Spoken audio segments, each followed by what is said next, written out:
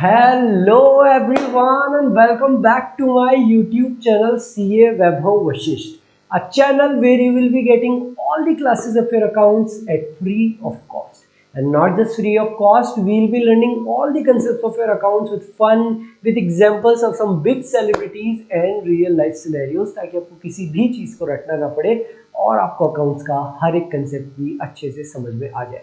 So students, आज हम कुछ और आगे अकाउंटिंग टर्म समझेंगे, जैसे कि स्टॉक इन ट्रेड क्या होता है, इन्वेंट्री क्या होता है, इन दोनों के बीच में असल एक माइन्यूट सा डिफरेंस है। वो डिफरेंस क्या है? इन्वेंट्री का स्कोप ज़्यादा है स्टॉक इन ट्रेड से, तो वो क्या डिफरेंस है? और रेवेन्यू क्या होता है, रेवेन्यू फ्रॉम ऑपरेशन क्या होता है, और एक दो बेसिक अकाउंटिंग टर्म्स। तो चलो स्टार्ट करते हैं बिना कोई टाइम वेस्ट करें। सबसे पहले रेवेन्यू फ्रॉम ऑपरेशन क्या होता है? सर ये नाम तो बड़ा खतरनाक लग रहा है, रेवेन्यू फ्रॉम ऑपरेशन। बेटा सीधी भाषा में बताऊं ना, केवल आपकी सेल्स को बोलते हैं रेवेन्यू फ्रॉम ऑपरेशन। रेवेन्यू का मतलब है रिसीट, पैसा मिलना। रेवेन्यू का मतलब है पैसा मिलना। कहां से पैसा मिलना? From operation. जो आप ऑपरेशन करते हो, आपका ऑपरेशन क्या है बेटा? आपका ऑपरेशन है फर्नीचर को बेचना, खरीदना बेचना, फर्नीचर बना के बेचना। मेरा ऑपरेशन है बिस्किट्स की मैन्युफैक्चरिंग करके उनको बेचना। तो जो भी पैसा मेरे को बिस्किट को सेल करके मिलेगा वो होता है मेरा रेवेन्यू फ्रॉम ऑपरेशन। केवल वही पैसा जो मेरे ऑपरेशन से आया। अगर मैं कोई असेट को बेच दूं तो भी मेरे को पैसा मिलेगा। क्या वो पैसा रेवेन्यू फ्रॉम ऑपरेशन में आएगा? नहीं सर, केवल वही पैसा जो मेरे ऑपरेशन से आया। आसान भाषा में बोलूं तो आपकी सेल्स का पैसा, जो भी आप गुड्स में डील करते हो, अगर आप उसको बेचते हो तो आपकी सेल्स का पैसा कहलाया जाता है revenue from operation. It is revenue earned by an enterprise from its operating activities. और आपकी ऑपरेटिंग एक्टिविटी है, आपकी ऑपरेटिंग एक्टिविटी है बेटा फर्नीचर। मेरी ऑपरेटिंग एक्टिविटी है बिस्किट्स, मेरा बिजनेस है बिस्किट्स का। तो जो भी पैसा हमको बिस्किट्स, आपको फर्नीचर बेच के मिलेगा, वो रेवेन्यू फ्रॉम ऑपरेशन होता है। It includes revenue from sale of goods and revenue from sale of services. कोई सर्विसेज भी दे सकता है, बैंक, इंश्योरेंस, या आप मान लो कोई सर्विसेज देने लग जाओ, अकाउंटिंग सर्विसेज। आप फ्यूचर में बहुत अच्छे सीए बन जाओ या एक अच्छे अकाउंटेंट, बहुत अच्छी नॉलेज हो जाए तो आप अकाउंटिंग सर्विसेज दे सकते हो, तो वो भी रेवेन्यू फ्रॉम ऑपरेशन आएगा। अब सवाल आता है कि रेवेन्यू क्या होता है? सर रेवेन्यू फ्रॉम ऑपरेशन तो हमको समझ में आ गया, जिस भी चीज में हम डील करते हैं अगर हम उसको बेचेंगे तो वो रेवेन्यू फ्रॉम ऑपरेशन होता है। रेवेन्यू में रेवेन्यू फ्रॉम ऑपरेशन तो है ही, रेवेन्यू में, टोटल रेवेन्यू में रेवेन्यू फ्रॉम ऑपरेशन तो है ही, उसके अलावा it also includes receipt of rent, commission, dividend, interest वगैरह। जितना भी आपको उसके अलावा पैसा मिल रहा है वो सारा आपका रेवेन्यू रिसीट होता है। सर ये कौन सा पैसा आ गया रेंट का? तो बेटा आपका बिजनेस जो है, आपका बिजनेस तो फर्नीचर को बना के बेचने का है, लेकिन उसके अलावा ना बेटा आपने लैंड भी खरीद रखी है, तो लैंड भी खरीद रखी है, शॉप्स भी खरीद रखी है अपने बिजनेस के नाम पे, उसका आपको रेंट आता है। आपने बैंक में एफडी भी करा रखी है। हाँ सर, बैंक पे एफडी पे इंटरेस्ट मिलता है 5% का, एयू बैंक 6% का। हमको सब पता है सर, पापा बातें करते रहते हैं घर पे। तो जो बैंक में आपने एफडी कर रखी है, जो आपने शॉप रेंट पे दे रखी है, आपके बिजनेस के नाम पे जो शॉप है, वो सारा पैसा आपका रेवेन्यू रिसीट में आएगा। रेवेन्यू फ्रॉम ऑपरेशन, जो फर्नीचर को बेचा, उसके अलावा रेंट, कमीशन, डिविडेंड, किसी कंपनी के आपने शेयर्स खरीद रखे हो, रिलायंस कंपनी के आपने शेयर खरीद रखे हैं, आपको डिविडेंड मिला, वो सारा रेवेन्यू में आएगा। इसका दूसरा नाम है रेवेन्यू रिसीट्स। क्या क्या होती है बेटा? Money obtain from sale of goods, यानी कि revenue from operation. Revenue from operation जो हम अभी अभी समझ के आए। Commission and fee received, interest and dividend received on investment. हम कोई इन्वेस्टमेंट कर रखे हो, कोई एफडी कर रखे हो, कोई शेयर्स खरीद रखे हो, उस पर कोई इंटरेस्ट या कोई डिविडेंड मिले, ये सारे हमारे रेवेन्यू रिसीट्स में आते हैं। सर इसके अलावा भी कोई पैसा मिल सकता है? बेटा इसके अलावा भी हमको पैसा मिल सकता है। आपने प्लांट एंड मशीनरी खरीदी थी। सर जब हमने प्लांट एंड मशीनरी खरीदी थी तो हमारा खर्चा हुआ था, और आपने कल वाली क्लास में बताया था वो मोटा खर्चा था, उससे हमको बेनिफिट लंबे समय तक मिलेगा, वो था कैपिटल एक्सपेंडिचर। अगर आप उस मशीन को बेच दो तो क्या वो रेवेन्यू रिसीट होगी? नहीं बेटा। अगर आप उस मशीन को बेच दोगे तो उसे कहते हैं हम कैपिटल रिसीट, उसे हम कहेंगे कैपिटल रिसीट। रेवेन्यू रिसीट में तो केवल sale of goods, revenue from operation, commission, कोई फी मिल गई, कोई रेंट मिल गया, कोई आपने इन्वेस्टमेंट कर रखा है, एफडी, किसी कंपनी के शेयर खरीद रखे, उस पर इंटरेस्ट, उस पर डिविडेंड ही आएगा।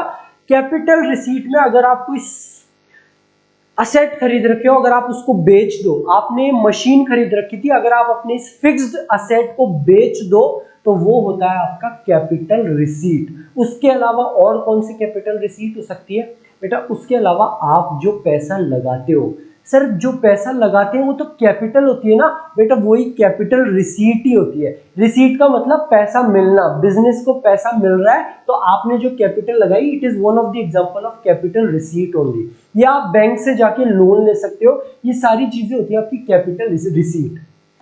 Amount received from sale of fixed assets और इन्वेस्टमेंट, शेयर्स को बेच दो। कैपिटल कंट्रीब्यूटेड बाय प्रोप्राइटर और पार्टनर्स, ये पार्टनरशिप बेटा आपकी 12th क्लास में आएगा। Amount received by way of loans, ये सारी हमारी कैपिटल रिसीट्स है। सर बहुत ही इजी सा कंसेप्ट था, रेवेन्यू रिसीट क्या होती है, कैपिटल रिसीट क्या होती है। ध्यान देने वाली बात, समझने वाली बात, टॉपिक आता है अब स्टॉक इन ट्रेड, कि स्टॉक इन ट्रेड क्या होता है।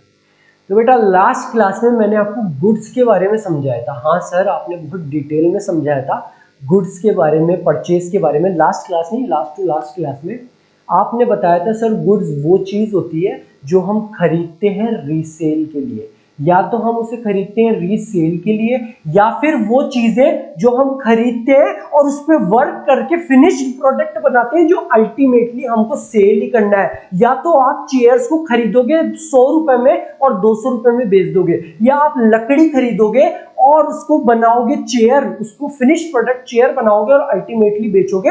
ये हमारे गुड्स होते हैं, ये आपने लास्ट टू लास्ट क्लास में बता दिया था।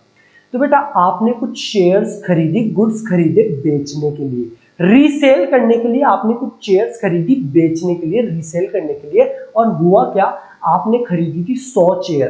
कितनी चेयर खरीदी थी बेटा आपने खरीदी थी टोटल 100 चेयर, लेकिन बेटा बिकी केवल 80 ही।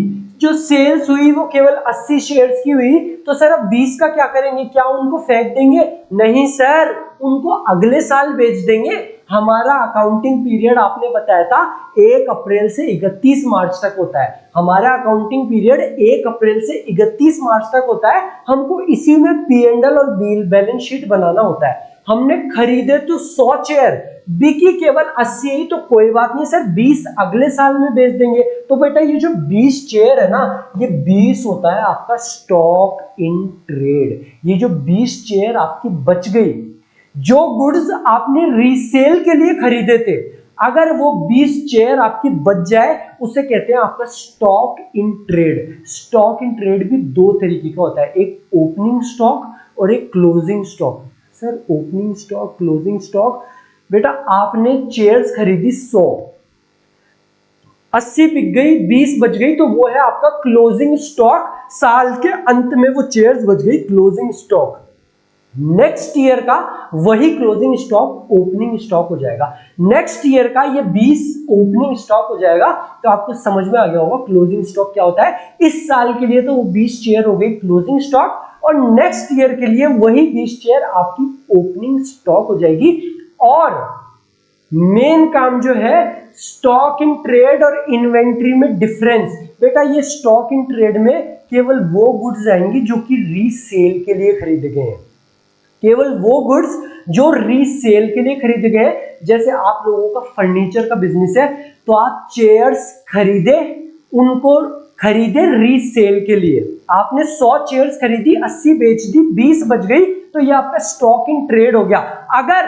अगर आप लकड़ी खरीदते, लकड़ी रॉ मटेरियल खरीदते और उससे चेयर्स बनाते और उनको बेचते, और वो लकड़ी अगर बची हुई रह जाए तो वो उस स्टॉक इन ट्रेड में नहीं आएगी।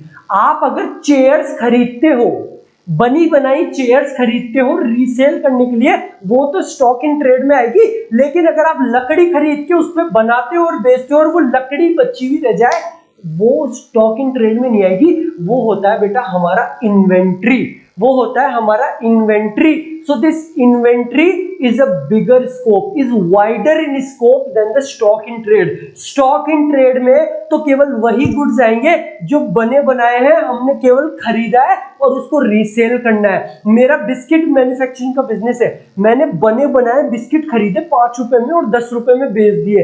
अगर वो बने बनाए बिस्किट मेरे पास साल के अंत में बच जाएंगे तो वो कहलाए जाएंगे स्टॉक इन ट्रेड। लेकिन अगर मैंने आटा खरीदा और उससे बिस्किट्स बनाए, अगर वो आटा बच जाए तो वो मेरे इन्वेंट्री में आएगा। क्या क्या चीजें आती है बेटा मेरी इन्वेंट्री में? मेरे इन्वेंट्री में आती है inventory of raw material, inventory of work in progress, inventory of finished goods और inventory of stock in trade. जो लास्ट स्लाइड में हमने स्टॉक इन ट्रेड पढ़ा वो भी इस इन्वेंट्री में ही आता है। तो इन्वेंट्री का स्कोप बहुत ज्यादा होता है स्टॉक इन ट्रेड से। स्टॉक इन ट्रेड खुद आपकी इन्वेंट्री में ही आता है। स्टॉक इन्वेंट्री में क्या क्या आ सकता है बेटा? जो आपने लकड़ियां खरीदी, आपने ये लकड़ी खरीदी और इस लकड़ी से आपने चेयर्स बनाना स्टार्ट करा, चिपका के फेविकॉल से बनाना स्टार्ट करा और अल्टीमेटली ये कुछ इस तरीके की चेयर्स बन गई। तो जो लकड़ी का आपके पास में स्टॉक बच जाएगा, जो लकड़ियां बच जाएगी वो आएगी इन्वेंट्री ऑफ रॉ मटेरियल में। और जब आपने इससे चेयर्स बनाना स्टार्ट करा तो कुछ चेयर्स आधी अधूरी बनी हुई रह गई, वर्क इन प्रोग्रेस। ये जो चेयर्स होगी वो कहलाई जाएगी inventory of work in progress. ये वो सारी चेयर्स है जो आधी अधूरी रह गई, अभी तक बिकी नहीं है और साल खत्म हो गया है, ये हो जाएगा inventory of work in progress. और वो चेयर्स जो आपने इस लकड़ी से पूरी की पूरी बना के रख दी लेकिन फिर भी वो अभी तक बिकी नहीं, वो होगा हमारा इन्वेंट्री ऑफ फिनिश्ड गुड्स। और inventory of stock in trade वो चेयर्स होगी जो आपने बनी बनाई खरीदी थी लेकिन साल के अंत में वो अभी तक बिकी नहीं है। So this inventory is wider in scope than the stock in trade. I hope आपको समझ में आया होगा। स्टॉक इन ट्रेड में केवल वही गुड्स आएंगे जो बने बनाए आपने खरीदे थे और केवल रीसेल करना था। वेयरएज इन्वेंट्री में stock in trade, inventory of raw material, inventory of work in progress और इन्वेंट्री ऑफ फिनिश्ड गुड्स, ये सारी चीजें आने वाली है। सो बेटा ये था इन्वेंट्री और स्टॉक।